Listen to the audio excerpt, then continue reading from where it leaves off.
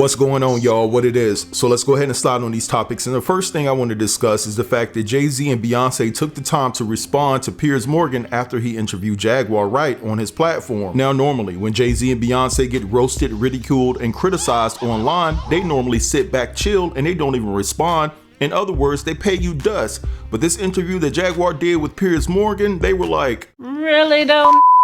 Now Jay Z and Beyonce has responded to the Piers Morgan interview through their lawyers, and basically Piers Morgan went on his show and retracted all of the statements, apologized, and things of that nature, which is a rarity for Piers because normally he's very stubborn, he holds tight, he doesn't back down, he's very controversial. So what I want to do right now is play these clips for you guys, and then I'll be back. Because every time y'all try to have Jaguar Wright on your platform, you're going to get closer and closer to being sued by the Carters. Now, about 3 days ago, Piers Morgan had Jaguar Wright on his show called Uncensored. Now, let's take a short trip back to hear what she had to say about Jay Z and Beyonce and why Piers Morgan had to issue an apology so he didn't get sued. There's no vindication for me because for 4 years I've been screaming not just Diddy, but Diddy and Jay Z are monsters. And the victim-making machine kept going on. Jay Z has been notable by his silence since these charges were brought against Diddy. Why do you think that is? Because that's what he does. He starts little fires everywhere, forces everyone involved to go and carry water while he sneaks away without a response. That changes now, Sean. You must respond. You have no choice. Harvey Weinstein, Jeffrey Epstein, Robert Kelly, Sean Combs have one person in common, professionally and privately. Sean Carter. This has been a fist of tyranny that has been punching through our culture and our society for decades. It must stop. Now, after Jaguar Wright had been seen on Piers Morgan's show saying all kinds of crazy stuff, Piers Morgan came back with this little statement. Well, Jaguar Wright unexpectedly made several serious allegations about Jay Z and Beyonce during that interview. As I said in the moment, they were not present to respond or defend themselves, but now they have. Their lawyers contacted us to say that those claims were totally false and have no basis in fact, and we've therefore complied with the legal request to cut them from the original interview. Editing interviews is not something we do lightly at a show called Uncensored.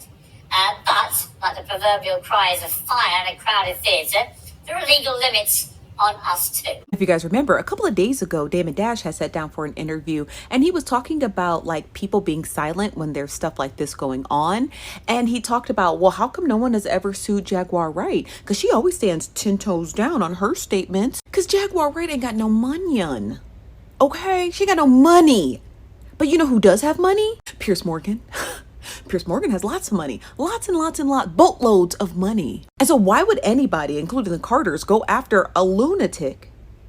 You heard me right. Why would they go after her for anything? She's just gonna continue to say crazy stuff and ignore the notices from attorneys when it's just simply easier to go after the person who's platforming her with the most to lose. Y'all better quit playing with them. Ooh, girl, I like that wig. So not Piers Morgan apologizing after Beyonce and Jay Z then sent that man a cease and desist. Him having Jaguar Wright on his show the other day, and a lot of people thought that that was gonna be like something big because he had her on there, or believing that what she was saying was true just because he had her on there. That don't mean it's true just because she's on there. She can be on the Oprah show. Don't mean it makes it true what she's saying. Not to mention, I actually was kind of surprised to see him having her on there. I don't know if he was just trying to hop on the train and get some views or something out of it because it's so talked about right now, but it definitely was odd him having Jaguar Wright on there. But now he's then came out and made a little video basically apologizing and all that because, like I said, they didn't send him a cease and desist. So I knew it was coming. So many people had so much to say, but I knew it was coming. And it's just crazy the amount of people that's praying on her downfall. They want to humble Beyonce so bad that they just hoping and praying this stuff is true and ignoring all the shit that Diddy then did that we have evidence about that he even did.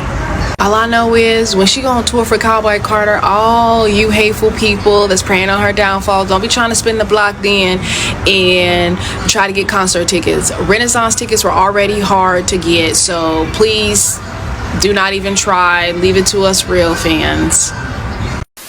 All right, so you guys just heard all of that. And I just want to say this. Jay Z and Beyonce have the ultimate right to defend themselves against any false accusations out there that are being made about them. But just because they send a cease and desist doesn't mean that some of the things out there about them aren't true.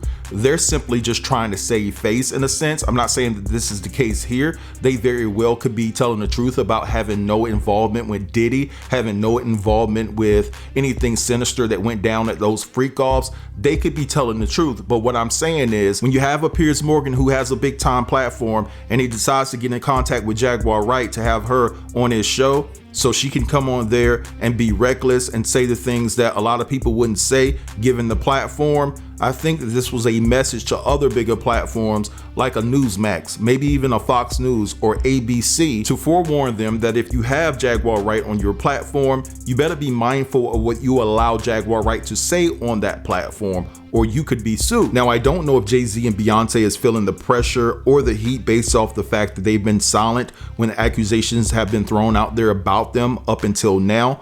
But I will say that over the course of the last month or so, I have noticed that they have lost millions of followers. For instance, Beyonce was sitting at 320 million followers on Instagram, and now she's down to 316 million followers. And Jay Z was sitting at 4.4 million followers on Instagram, and now he's down to 874,000. So I'm not saying that this is a big hit to them as far as their celebrity and cachet, but I'm saying it is noticeable when you lose millions of followers. Like, what the hell is going on? And it seems as though when I look on social media from TikTok to X and so forth and so on, people are starting to believe that Jay Z and Beyonce had something to do with what Diddy was doing to people. And they also feel that Jay Z and Beyonce know what really happened to Aaliyah, and so forth and so on. But let's be clear, with Jay Z and Beyonce responding to Piers Morgan about the interview that Jag did, Jag has potentially messed up the little bit of money that she was making going onto these platforms on YouTube talking about Jay Z, Beyonce, and Diddy and other celebrities, because they're going to be hesitant to host her because of the things that she may say, and they don't want to get caught up in a lawsuit. Because at the end of the day, even though Jay Z and Beyonce may not go after these smaller media companies that may have had Jag on their show talking a whole bunch of ish, because Jay Z and Beyonce will lose more money suing these platforms than they would actually gain if they won against these platforms because of the minimal assets that these platforms have. And that's no shade, that's just facts. But in all actuality, given the fact that Jay Z and Beyonce did go after Piers, it has to present a sense of fear into smaller content creators to think twice before they have Jaguar Wright on their show. If you can't control the narrative, and being the individual like Jaguar is, she is not going to be controlled by anyone. So it's probably best if you don't have her on your platform moving forward. But anyway, moving forward, let's talk about Diddy, because accuser Talia Graves is looking kind of shaky right now. So if you guys haven't heard the news, Talia Graves conspired with her ex-boyfriend to corroborate her story against Diddy and Diddy's bodyguard at the time, Big Joe Sherman. And they're saying that Diddy's lawyers discovered the whole plot because they retrieved the text messages between Talia and her ex-boyfriend. I want you guys to check out these clips, and I'll be back. Talia Graves, girl, what are you doing, ma'am?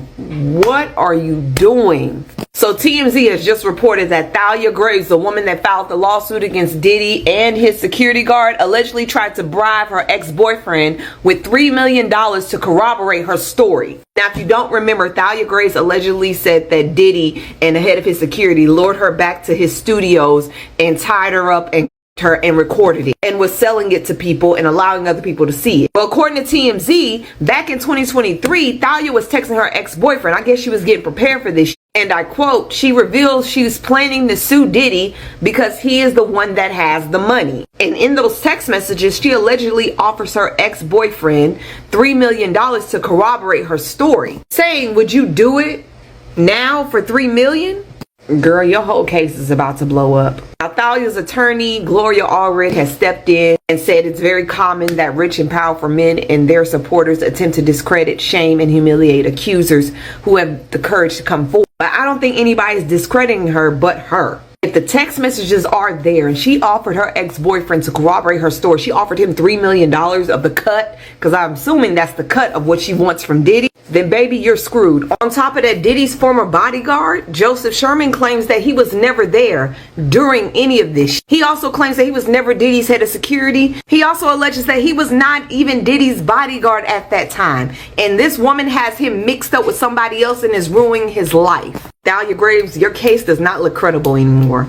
I'm sorry, it does not, even to me. I don't even believe it anymore. And I'm sorry, I told y'all I believe women until I don't believe them. And all this shit right here, it ain't adding up. It's not adding up. I suggest you drop this case and keep it moving.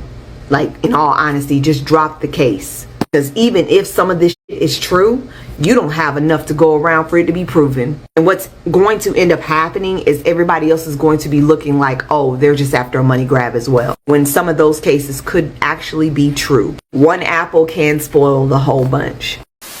Alright, so you guys just heard all of that. Now, I did have another clip that I was going to play you all, but I elected not to implement it within the video because the sound quality was kind of bad. But anyway, listen, I don't want to discredit Thalia's story completely because something could have very well happened to her, but I just think in this particular instance that the people who violated her wasn't Diddy or his former bodyguard, Big Joe Sherman. I think exactly what the text messages said, that she went after Diddy because Diddy has the money. And unfortunately, there's going to be a lot of claims like this because there's a lot of women and men that cross paths with Diddy at his parties or just been in his presence and they see a cash grab.